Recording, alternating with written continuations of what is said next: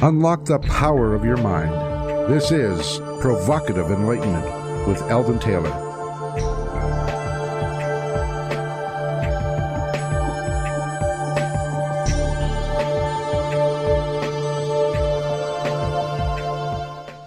Welcome and thank you for joining us today. The next hour is devoted to learning something more, not just about the world of shoes and sealing wax, as my lovely bride wishes me to say, but about how, what, and why we believe as we do. A time for the open-minded, willing to challenge some of those old ideas behind what we think we know, who we are, and who we might just become. I'm Eldon Taylor, and this is Provocative Enlightenment. All right, our chat room is open, and my partner Ravinder awaits you there now. You can log on by going to provocativeenlightenment.com/chat. We do have a great chat room, so Ravinder, tell us all about it, please. Yes, we have a wonderful chat room, and, you know, everyone contributes their ideas. I learn more from all of them, and so that makes it really cool. But I'd like to learn from you too, and then maybe we can all share some more ideas. So do come join us. That is provocativeenlightenment.com/chat. All right. In this week's Spotlight, I wish to bring your attention to those seemingly small miracles that we often miss in our lives. Let me begin with a story. One night as I drifted off to sleep, I reflected on unexplained events in my own life and wondered, what does that mean? The next morning as I dressed, I heard someone on the television in the room next door saying, "It's amazing. The window washer fell 500 feet and he lived. That story and more next." I asked myself, what does that mean? What does it mean to the window washer? How will he incorporate this in his life? That day as I drove home from the grocery store, I noticed a young man and his child. The weather was finally spring-like, and this fellow was working in a tiny garden. He appeared to be breaking up some small clods, but with repeated blows, using a hoe. I thought back to my first home and garden. Such pride, such ambition, and such is the great American dream. In the United States, most of us plan on owning our own little piece of heaven. After all, one's home is their castle. As young people, we plan to buy our first vehicle, and our personal consumption cycle begins. So we make our plans, our dreams, and begin to live them out to the best of our ability. Our education, our clothes, automobiles, home, furniture, group memberships, and so on are all a part of our dreams. The food we eat, the stops at that fancy coffee shop for a latte, the cell phones we carry, and on are also part of our dreams. I could go on, but let's consider another way to look at this dream. Are we consuming or are we being consumed? Have we lost meaning? Have we lost the ability to recognize the important things? Is there a now moment where the heart is not just beating, as Henry Wadsworth Longfellow says, and I quote, "And our hearts, though stout and brave, still like muffled drums are beating funeral marches to the grave." Life has many twists and turns, and seldom do we find the road to be straight and narrow. The same can be said for the choices we have to make as well. We are sometimes tossed about like leaves in a windstorm, bouncing from one event to the next, and despite our efforts to take control, we remain unable to shut down the prevailing winds.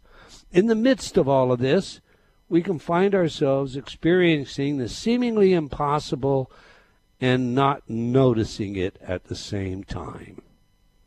Why? How does that happen? And what does it mean? In my book, What Does That Mean?, I openly share my experiences that are simply not possible. On numerous occasions, I've been approached by others, many others, telling me of their own seemingly impossible experiences. I have come to believe that everyone has at least one, but because we are unable to explain it, we discount or ignore it. We fail to incorporate it in our life's understanding. How about you? How many experiences have you had that defy a so-called scientific explanation. In my book, I sought to show not only how common this is, but how misunderstood these signals are. For it is clear to me that these anomalous experiences are in fact signals, indicating meaningful information, sometimes affirming our intent, and sometimes simply saying something like, choose once again, but always informing us that there's more. That said, these signals are always expressing the fact that there is much more to life than the popular idea that we are simply meat machines that have somehow randomly evolved in a Darwinian evolution. In my view, knowledge has no power if it ignores experience. My thoughts anyway. What are yours, Rav? I think that's really cool. The more you pay attention to the extraordinary experiences, the more you'll have them. But it's not necessarily that you have more of them. It's the fact that you pay attention and remember them. That was the thing that I got out of your book more than anything else. You have all of these stories and they sounded fantastic. But then the more I thought of it, the more I discovered, actually I've had a fair share of my own. And you've had so much feedback from your readers saying exactly the same thing. We've heard some really, really incredible stories. And I think they are a part of who we are. They actually turn us from being just animals or machines into fully living human beings. So I think it's vital to pay attention to them. Amen. Very well said. And I'll tell you what, today's guest has a book, Physicians' Untold Stories. It brought tears to my eyes repeatedly. It's an incredible, well, I'm getting ahead of myself. Okay, every week I read some of your letters as our way of involving you while paying respect to the very important role you play in making this show successful. Last week our show was all about resolution solutions and the role self-sabotage plays in undercutting our best-made plans. Martha wrote, love your show and especially this week's story on self-sabotage. Alan wrote, wow, I never thought before how letting someone do things for you can actually limit your confidence about doing it yourself. CB wrote, my grandmother was married for 50 years. I remember what a shock it was after my grandfather died, and my grandmother had no idea how to gas up the car. Kathy wrote, what a great show. I loved all the stories you and Ravinder shared, and I discovered one of my own self-sabotage buttons while listening to you both. Love your show. Moving on, Kat wrote, thank you in general for all you do at Inner Talk. Also, please thank Eldon for me in regards to creating the technology. I am loving the new programs I just added to my collection. The ones I chose with music are very beautiful and easy to listen to on repeat, especially the piano on the Declutter program. It's one of my favorites too, Kat. Richard wrote, I have learned so much and still have much to learn. This I know, your programs simply work. Rosie wrote, keep on doing what you do as you are magnificent at it. Love to you and your beautiful family, Eldon. Well, thank you, Rosie, and right back at you. Terry wrote, I have purchased your book, Gotcha. I also have several of your Inner Talk CDs. Somehow I got taken off of your newsletter list. So I signed up again today. With all the fake news on TV, it is good to know you are still broadcasting and keeping us all thinking and helping us stay aware. Thank you so very much for your good work. Well, thank you, Terry. And for all of you out there, our newsletter is free. Just go to eldontaylor.com and get yours. All right, that's all the time we're going to take for letters today, but I do invite you to opine by emailing me at Eldon, that's ELDON, at eldontaylor.com, or by joining me on Facebook. We sincerely appreciate your comments and feedback. Now to this week's show, Physicians' Untold Stories with Scott J. Kolbaba, M.D. Doctors work in life and death situations every day, but what happens when they encounter something even they can't explain scientifically? Dreams foretelling future events, apparitions, and other miraculous experiences. What explains this sort of event? We'll ask our guest that today, but first let me tell you a little about him. Dr. Scott Kolbaba is a doctor of internal medicine at Wheaton, Illinois. After being awarded a degree in economics from Cornell College and serving with the Marine Corps Reserves, he completed his medical degree at the University of Illinois and graduated with honors. Dr. Kolbaba interned with Rush Presbyterian St. Luke's Medical Center and completed his residency at the Mayo Clinic. He is a member of the Alpha Omega Alpha Honor Medical Society. After a miraculous experience where he was given divine knowledge that a patient needed a lung scan, which ultimately saved his life, Kolbaba became intrigued by unexplained phenomenon, making doctors see their professional careers.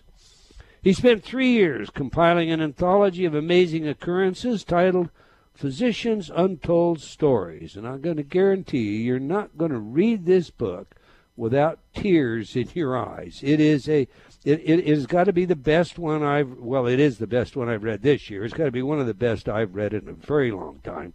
So on that, let's get the man himself in here. Welcome to Provocative Enlightenment, Dr. Scott Kolbaba.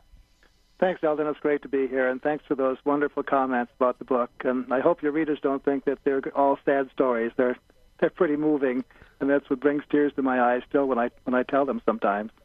Oh yeah, and when the tears came to mind, it wasn't about it was the inspiration. It was how do you say this? It is very easy. You're a man of science. My training is that way too. It is very easy to become sometimes jaded, and there are, forgive me, but there are those out there that have got some handy this, that, or the other. I think of him as a modern snake oil salesman peddling some kind of spirituality. Yeah. And it flies in the face of all logic. It's like, how can anyone ever believe that?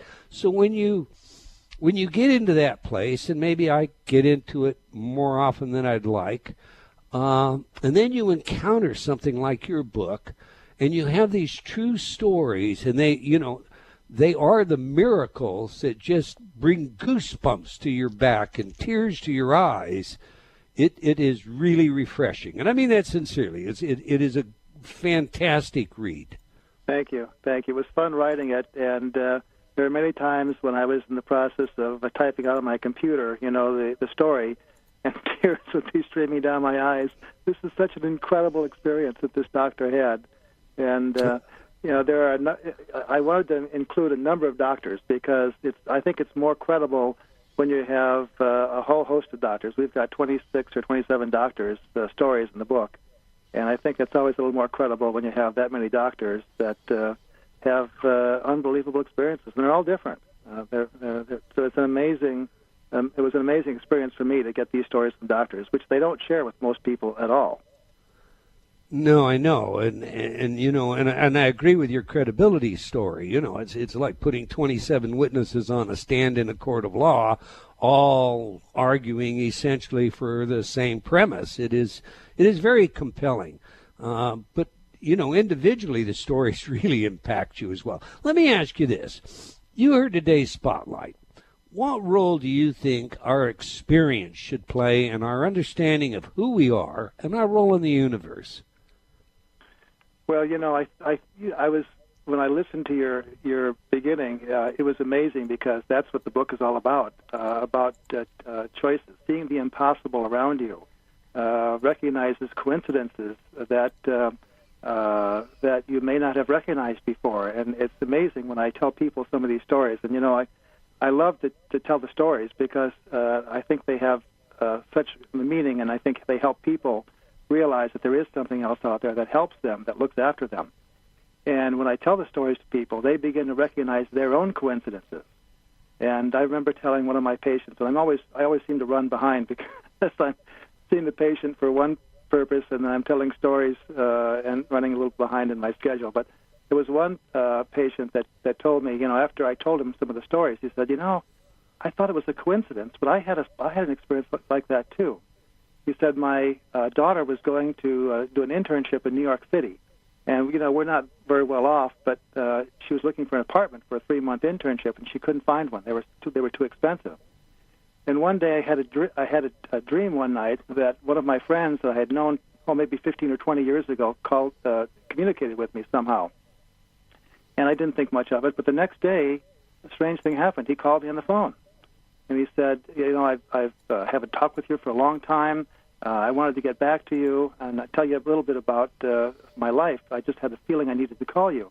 And I've been a very successful businessman. I've done some businesses in New York. I'm now retired. I live in a 3-bedroom apartment in downtown New York all by myself. And I've been, very, very successful. And so my patient said, well, my daughter's looking for a place to stay in downtown New York. Do you think you might be able to put her up? And he said, oh, I'd love to. Have her give me a call. She can have a bedroom of her own. I'll take care of her food. We'll have some good times here in New York and see some shows. And sure enough, that's what happened. And he said to me, I thought all that was a coincidence, but now after reading your book, I realize there are coincidences that happen all the time. If we just look for them, we can find them. And I think, that was a spectacular coincidence. And the stories in my book are the spectacular coincidences. But I think you were right at the beginning, Eldon, when you said there are coincidences that happen to us all the time, little things. We bump into a person that we needed to talk to, or we may, say something to an individual that changes his life. And those kinds of things happen all the time, and we don't realize them. I think if we look for those kinds of things, we'll see them. And that was one of the purposes of the book, to realize that there are those things that happen all the time. And I think one of the things that gets overlooked, I have a friend who was former chair of the chemistry department at the University of Utah. He's retired now, but he used to talk to me about serendipity in science, the synchronicity of scientific investigations and how little nudges might give rise to these huge breakthroughs. Of course, you have many examples, but the point is, it isn't just in our everyday life, like a situation such as what it's in everything that we do. It's in whatever endeavor we're involved in. We seem to have these little nudges that we call them coincidence. Unfortunately, I think most people ignore them, but that actually add meaning to our lives. Absolutely. There are many doctors that have had these little coincidences that happen to them, and that change their lives. I can think of one physician, John Showalter, who was a hand surgeon, who was doing medical school training at the University of Iowa, and he wanted to go there for his residency, but he didn't get in. That was the greatest disappointment of his life. But he did get into the University of Indiana. But so it turned out at that time, the University of Indiana was one of the 2 schools in the nation that was offering a brand new program called microsurgery. Microsurgery is a technique where you attach little tiny blood vessels and little tiny nerves and other structures using a microscope. Now, they didn't have this at the University of Iowa. And when Dr. Showalter got to University of Indiana, he loved this technique, and he championed it, and he took it. It became part of his practice. And he was the first doctor in Illinois to reattach a hand that was cut off in a factory by a young guy. And he was able to do this because he had taken this class and this course at the University of Indiana that wasn't offered at Iowa. And he says to me now that he recognized that the little disappointments in his life many times turn out to be the blessings. And that was what coincidence it was that he ended up there, but that was where he was supposed to be able to do the kind of surgery he did throughout his whole life. And so I think there are, like as you mentioned, lots of little serendipitous things that happen to us that if we think about it, we'll recognize that those may be a little bit more than just coincidental or serendipity. Amen. Let me ask you this, Doctor. I have a friend on the East Coast that is a neurologist, and he had his own epiphanies a few years ago and was unable not to incorporate them in his medical practice, and he took some real heat. He was in a major hospital at the time, and a very prominent neurologist, but he ended up incorporating his spiritual awareness, if you will, some of the miracles and things in his practice. Have you done that in your own practice? Yes, I have, and many of the doctors that I interviewed have done that also. There are little things that nag at you sometimes. My partner, for example, tells a story about he does a lot of pre-op testing on patients and pre-op physicals before major joint surgery. He works with the orthopedic surgeons quite a bit. He had one case where he did the physical history, everything seemed to be okay, and he had this nagging little voice in the back of his head that he needed to do a treadmill stress test on the individual. So he called him up later on after the exam, and he said, I've been thinking about you. I think we need to do a treadmill stress test. And the person was a little resistant. I don't want to do that, and he said, well, listen, we've got to do this, otherwise I can't clear for surgery. So he did the stress test. He failed it badly, went for an angiogram. He had major coronary disease that would have killed him had he gone through a stress like a surgery. So my partner, Dr. Bourne, always says to me, I never ignore, I've learned that little voice that tells you something, you do it, and you don't ignore that. And I think many of the doctors have that little naggy sensation. And I think I wanted to make people aware of that. That can happen in their lives too, and there are things that they may be told. It's a subtle little thing. Maybe say a nice word to someone, or do something good, or go over to someone's house tonight and talk with them. And some of those things I think are coming from above. And if we pay attention to that, I think we can do a lot more good in the world, and it'll help us also. So yes, myself, my partners, and many doctors do listen to those little voices that help us do the right thing. Are you open with your patients about this? I mean, there was a time that if you were, and the patient had a dismissive attitude toward you, reported it, it was heat city to be nice about it. Well, before the book, I would never talk to patients about these kinds of things, and most doctors wouldn't. It's a little embarrassing to say I had a dream about you, or I had a premonition that I needed to do something, and again, that's one of the titles of the book. It's a subtitle. Miraculous experiences doctors are hesitant to share with their patients or anyone just because they are afraid they'll be criticized or chastised. I think this book will help all of us realize that we can discuss those kinds of things with patients, and patients can discuss them with us. They can discuss their inner feelings, their spiritual feelings, and so I hope this opens up a new communication between doctors and patients. I would share that. I think, for all intent and purposes, that's probably, the original healing practice incorporated that, and we've become so secular that I think it's damaged the intimacy of healthcare that is so important where trust is concerned, and if for no other reason than simply placebo factors. When I Absolutely. Trust my physician, when I have that relationship, it makes all the difference in the world to my healing process. Yes, it does. Yes, it does. And I was amazed that this many doctors came forward and gave me these incredible stories for which they could be criticized. And I thought to myself, why would all these doctors come forward at this time and tell me these miraculous stories when they hadn't, I had one doctor come up to me and say, you can't tell anyone this story because they'll think I'm crazy. And I said, okay. And after a while, he finally gave in. But how did you get him to participate? Did you just write everybody that you graduated from class with, or how did you find them? Well, I've been a doctor in this local hospital for about 35 years.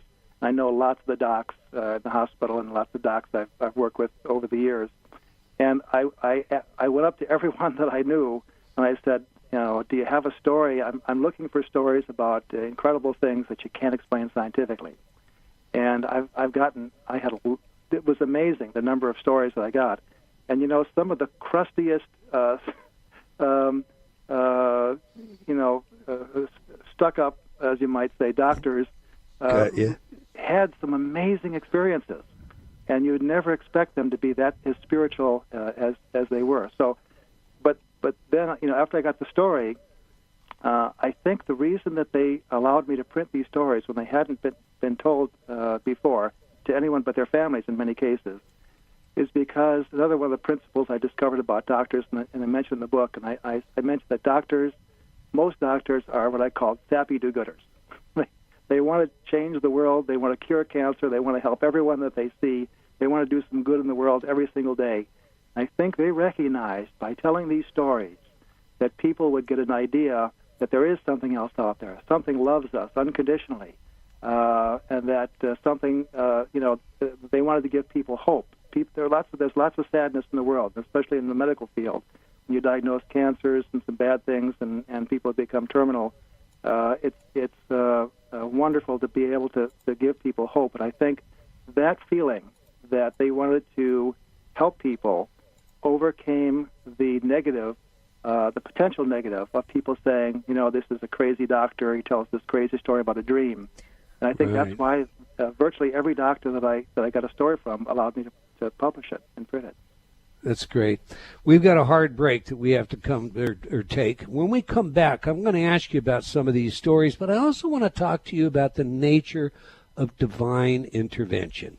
We're speaking with Dr. Scott J. Kolbaba about his life and book, Physicians' Untold Stories. Listen, I can't give a higher endorsement than to tell you you must read this book. And if tears don't come to your eyes at some point in it, you give me a call here at the station. I'll send you back your money, whatever you paid for it. You can get the book online and at all major booksellers. Now, we have a video for you in our chat room today featuring our guest discussing miracles witnessed by doctors. You can view it by joining the chat room, and you can do that by simply going to provocativeenlightenment.com/chat. Do please stay tuned. We'll be right back. You're listening to Provocative Enlightenment with Eldon Taylor.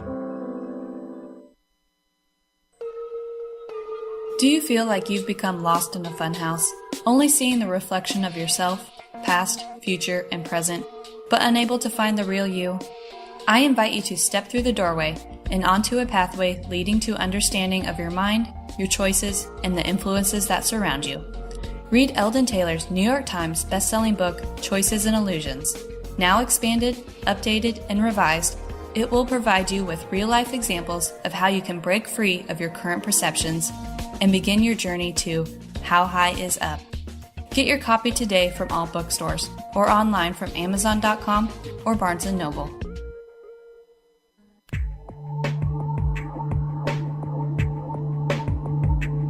Unlock the power of your mind.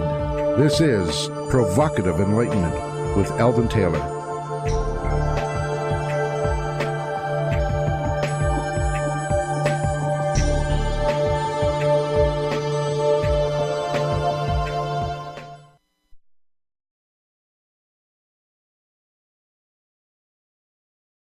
And welcome back. If you've just joined us, we're chatting with Dr. Scott J. Kolbaba about his life and wonderful book, Physicians' Untold Stories. Now we ask our guests for their favorite music that has some true significance to them. Music psychology is a new interest of mine, and it's a field of research with practical relevance in many areas. Okay, we just played some of Peter, Paul, and Mary performing If I Had a Hammer. Why is this music important to you, Doctor, and how does it instruct us about who you are? Well, I'm probably aging myself, Elton, to give you that song, but I love that song, and I think what it means to me, and some of the things that I mentioned in the book are many of the doctors, most of the doctors, are what I call sappy do-gooders. They want to do some good in the world, and I think this song reminds me that one of our jobs, I think, in the world is to do as much good as we can, to help as many people in little ways and big ways, and to spread the word that there is something else out there, that it's a secular world, and spread the good news that there is a God, there is someone, the higher force, and I think my job in writing this book was to ring the bell and spread the word, and that's what I tried to do. Excellent. Let me ask you this about divine intervention. You know, we read, you heard the setup piece. We read a piece about somebody that falls 40 stories from a building and survives it, a window washer. It should have killed him. And then we read another story that same day about, gathering at a wedding and a perfectly healthy tree that an arborist says, I don't have any explanation for why it fell, crashes down and kills 5 members of that wedding party. we were quick to jump on the one story. Wow, that had to be divine intervention that saved that man from that, 40, 50 story fall. Right. But then we tend to ignore that. Is there some kind of favoritism that goes on with this divine intervention? Is there some kind of balance? I mean, what do we have? How do you integrate that? You see death and dying on a regular basis.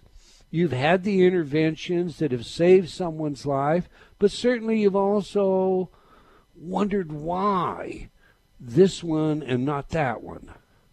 That's very true, Eldon, and that goes back to the old question, why do bad things happen to good people? And I think this is a world where we have our own free agency to do what we want, and that means that, if we're driving a car, occasionally someone will hit us, and occasionally we'll be killed, or someone will be killed.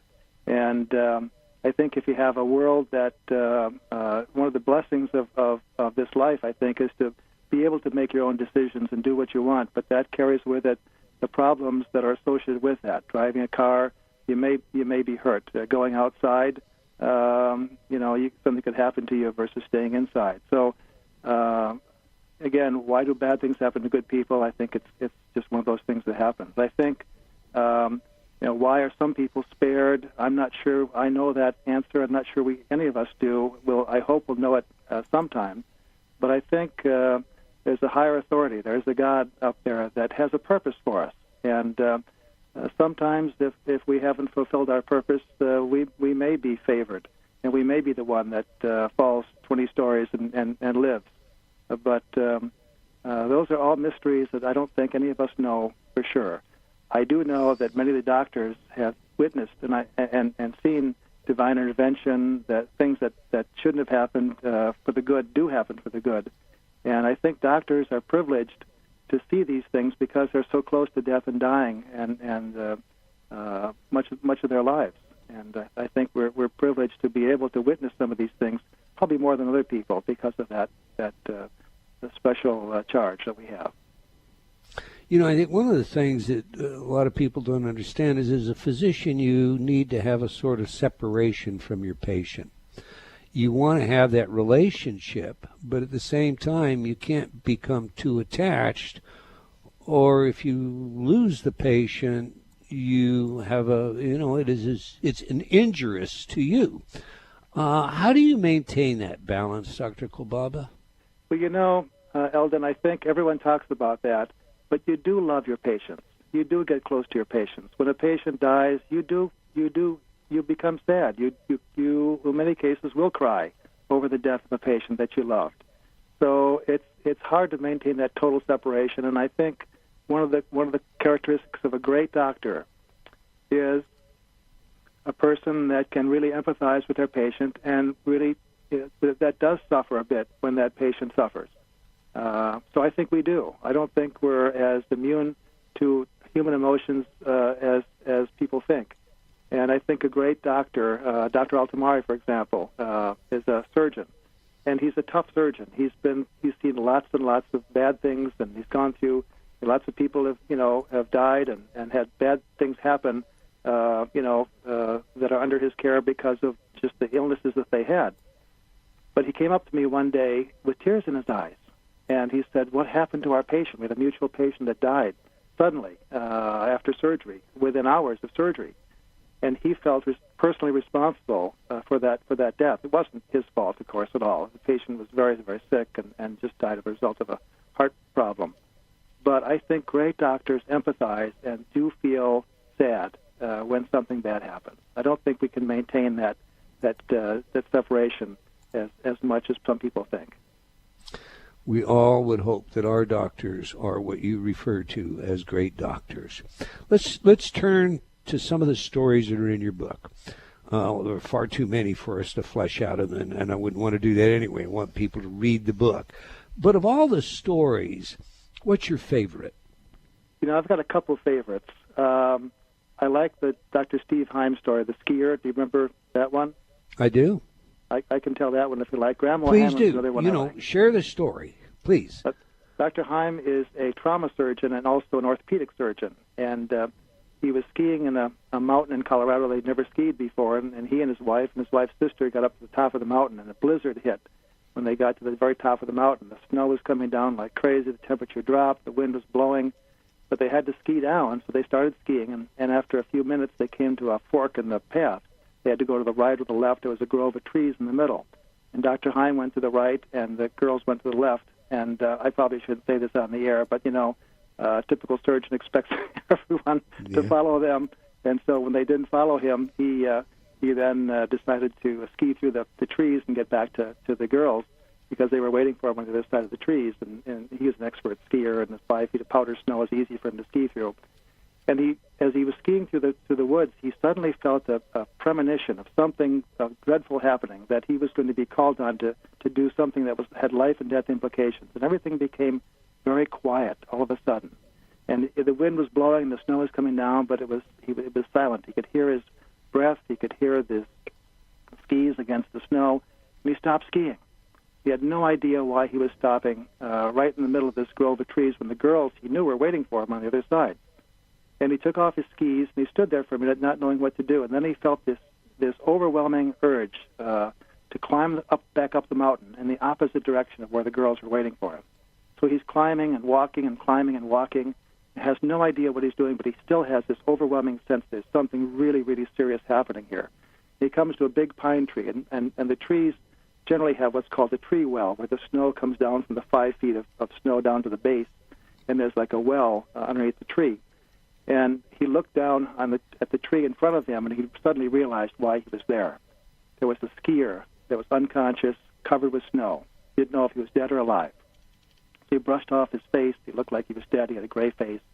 But Dr. Heim is the trauma surgeon, so he knew exactly what to do. He put his hand on the carotid artery in his neck, and he felt a pulse. So he knew that the person was alive. And what better person to take care of a trauma case than a trauma surgeon who just happened to be there. So he brushed all the snow off, covered him with his jacket, started yelling for help. One of the last people down the mountain heard his cry for help, came to his side, and he said, "What can I do?" And Dr. Heim said, "Go down to the nearest phone and call the ski patrol." About 20 minutes later, he could see the light from the ski snowmobile and the gurney that was pulling. It came to load the unconscious skier onto the gurney, took him down to the waiting ambulance in the lodge, took him off to the hospital.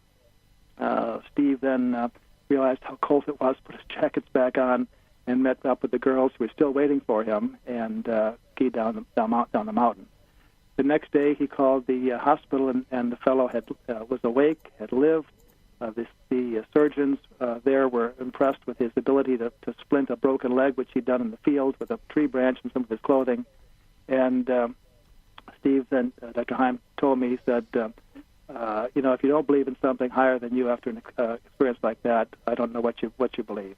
And so that was what he would consider a truly divine, and I would consider too a divine intervention.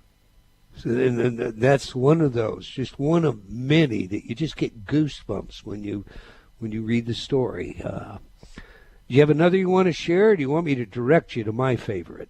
What's your favorite? The story of Barbara on page 114. Barbara, let's see. That was, let me just look at my book here and see which one that was. This is the girl that had sclerosis, multiple sclerosis. Yes. Yeah. Okay. Thomas Marshall was the doctor. That's a great story. Barbara, who also, there's a side story to this story, and that is when I was researching this story, I couldn't find Barbara, the main character in the story. I needed her permission to put it in the book. Right. I couldn't find her. I tried to call a number of numbers. I had all kinds of search engines that I was using to locate these people around the country. And this story happened about 20 years ago, so or even longer perhaps. And so I couldn't locate her. And I was getting ready to turn the manuscript into the publisher, and all of a sudden I get a phone call. And who was it? Barbara. What a coincidence that was. And she said, I just thought, I know you'd written to me a long time ago, months and months ago it actually was, and I didn't know if she had gotten a letter or not. And she said, I thought I'd better just call you. I had a feeling I needed to call you, and so she called me, and it was just like it was a miracle, I think. Why would she call me right when I was ready to turn the manuscript in without her story? So that's kind of a background to the story. But the story is of young girl with multiple sclerosis that was progressively getting worse and worse and worse and worse. And she ultimately ended up with a tracheostomy because she couldn't breathe on her own. She ended up in oxygen. She had a collapsed lung. Her muscles were atrophied. She couldn't walk. And she was finally having multiple recurrent infections because she couldn't take deep breaths and ventilate, and lung infections in and out of the hospital. And then finally, Dr. Marshall and her pastor said, it's time to think about hospice. And so they entered her in hospice, which is a wonderful program for people that have very serious illnesses. And one of the criteria for entering in hospice in our area is that they have to have a life expectancy of 6 months or less. So everyone expected Barbara to die any minute of her multiple complications. And then there was a radio show that she was featured on, and they asked everyone to pray for her. And she got hundreds and hundreds of letters that weekend after the show was on, indicating that people were praying for her. And her aunt brought the big bag of letters into her, and she was visiting with some of her friends from church. And all of a sudden, as she's lying there, she heard a voice, and it said, "My child, get up and walk." No one else heard the voice. And she immediately was able to stand up, get out of bed, take her braces off, take her the oxygen off her tracheostomy. She walked into the living room. Her parents were shocked to see her, obviously, like that. And she was able to do some ballet moves. She was totally, totally healed. Either that night or the next night, she decided to go to the evening church service. And the funny thing is she didn't have any clothes to wear because she had all pajamas and things like that because she was so disabled, and she wasn't wearing any clothes anymore. So she borrowed some clothes from the neighbor, and so she was late going to church because she had to find some clothing to wear. And when she stood in the back of the church, the pastor saw her and just became speechless. He couldn't say anything because he thought he was seeing a ghost because he didn't expect her to survive, let alone be able to walk to church. And as she was walking down the aisle, there were whispers from all over. "Is that Barbara? Look, there's Barbara. I thought she was going to die." And all of a sudden, spontaneously, the congregation started singing Amazing Grace. And that must have been an amazing experience to be there, to see her walking down the aisle with everyone singing Amazing Grace. It just kind of brings me to tears just thinking about that. And that was a truly incredible experience. And she is alive and well to this day. That was about 25 or so years ago. And she's married to a pastor. She's doing good in the world, and she thinks that's what her charge is, to be a person that helps others throughout her life, and she's been doing that. Amazing story, and again, just one of many, many. If you're listening to this show and you want to be touched, you want to be inspired, you want to feel connected again, I can't think of a better way than to pick this book up and read it. Listen, when you were investigating this, there were a number of different kinds of phenomena that was involved. Let's take on this notion of apparitions. Sure. What do you think is going on? Share a story of apparitions with us. Well, I think after hearing these stories, many doctors realize that people can come back and participate in our lives for the good. One story that I particularly love is Grandma Hanlon. Do you remember reading that one, Eldon? I do. Did you get to that? I do. Grandma Hanlon was born in Ireland at a time when the Protestants and the Catholics were fighting each other. And Grandma Hanlon's parents were particularly spiritual, and they were hiding priests in secret rooms in their house. And it was a dangerous time. And Grandma Hanlon's father decided to send her little girl to the United States to grow up there where it was safer. She had family in the United States, and she indeed did grow up, became a midwife, delivering babies. And she became as spiritual and religious as the rest of the family. She was one of the leaders of the family in terms of religion and spirituality. She would work for, she'd deliver babies, and she'd live with the mother for about 6 weeks afterwards to help out with the baby. And sometimes the people couldn't afford to pay her, and she would work for nothing. And she'd do things like when she went downtown on a train, she would give money to the people that were begging on the street. People would laugh at her and say, they'll just spend it for alcohol. And she would say, God wants me to be charitable, and that's my job. They can do with the money, to take the money and do whatever they want. But my job is to help them out as much as I can. Well, Grandma Hanlon had a wonderful career delivering babies and doing all kinds of good things. And she became older. And when she became older, she lived with her granddaughter, who is Joan Heitzler. Joan Heitzler is the wife of John Heitzler, who's one of the gynecologists locally. And Joan was delivering her fifth child and was having a pretty easy time of it until after she delivered the child, she had a lot of pain. And she was offered the drug of choice at the time, which is called trilene. It's a mask that goes over the face. It makes the woman unconscious, and then they obviously don't feel any pain. And when she was offered that mask, Grandma Hanlon, the midwife, came into the room. There were two gynecologists in the room, including Joan's husband, who was a gynecologist. And she stood at the end of the bed in a typical sweater vest and a blue polka dot dress, old lady shoes, and white hair up in the bun. And she shook her head and indicated to Joan that she shouldn't take the trilene. And so Joan pushed it away. Even though she was in pain, she pushed the trilene away and stayed conscious. Well, no one knew that Joan had eaten a large meal about 5 minutes before delivery. And after she pushed the trilene away, within a few seconds, she vomited the whole meal up. Now, had she had the mask on and that happened, she would have aspirated, and she may have died from an aspiration pneumonia.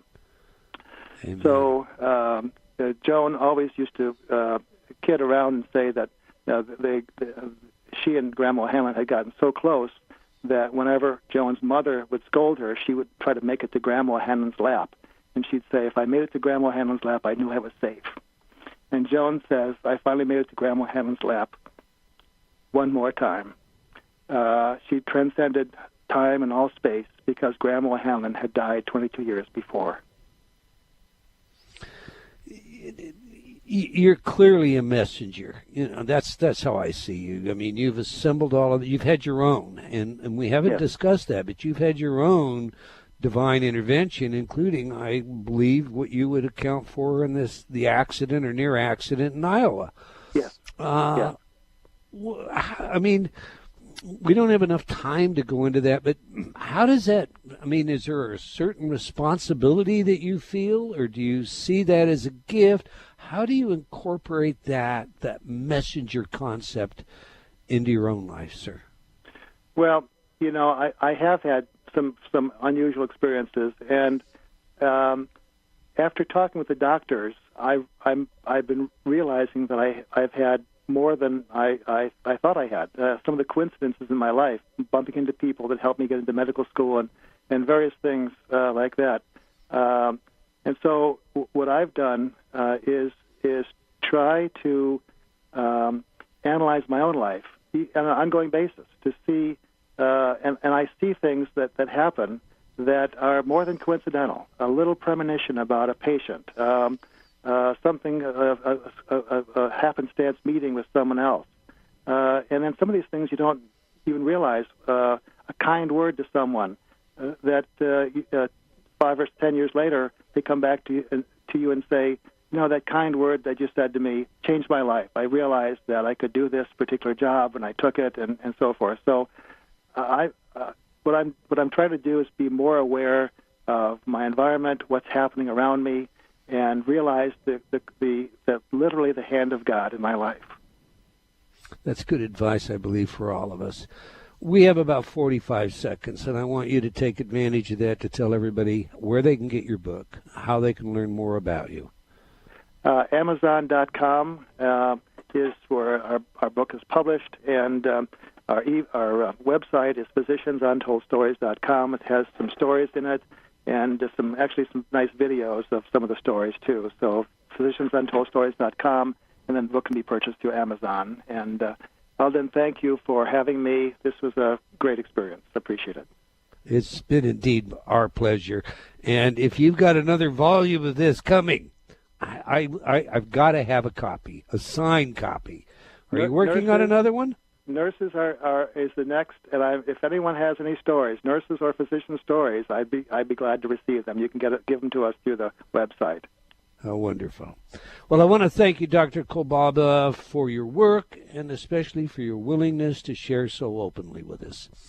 Well, we've come to the end of another episode of Provocative Enlightenment. I want to thank all of you for joining us today. I hope you enjoyed our show and will join us again next week, same time and same place.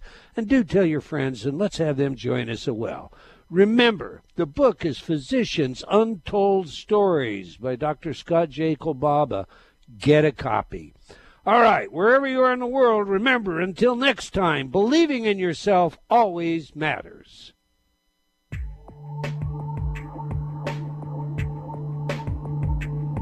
Provocative Enlightenment has been brought to you by Progressive Awareness Research and other sponsors. Provocative Enlightenment is a syndicated show and appears on other networks. For a schedule of show times, visit provocativeenlightenment.com.